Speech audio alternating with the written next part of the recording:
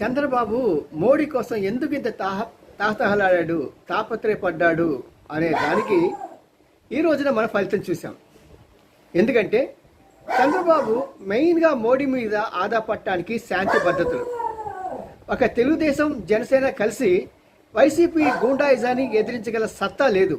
కాబట్టి కేంద్ర ప్రభుత్వం అంటే మోడీ గారు దీనికి సహకరిస్తేనే అది జరుగుతుంది. మన తిరుపతి మొదలైన వాటిలో చూసాం. చాలా చోట్ల ఈ ఓటర్లని రానివ్వకుండా పోలింగ్ బూత్ల దగ్గరికి దొంగ ఓట్లు వేయించడం, బస్సుల్లో తీసుకురావడం, ఇవన్నీ చూసినవే. మరి వీటన్నిటికీ చెక్క పెట్టాలంటే తప్పదు మోడీతో సహవాసం. అది కళ నెరవేరింది. ఈ రోజున కుప్పంలోకి సిఆర్పిఎఫ్ దళాలు రావటం, వాళ్ళు కవా చేయడం జరిగింది. అంటే మోడీ చెప్పిన మాట లేకుంటే మోడీ గ్యారంటీ అనేది ఇక్కడ మనకు ప్రస్ఫుటమవుతున్నది. మరి రాబోయే రోజుల్లో చంద్రబాబుకి పూర్తి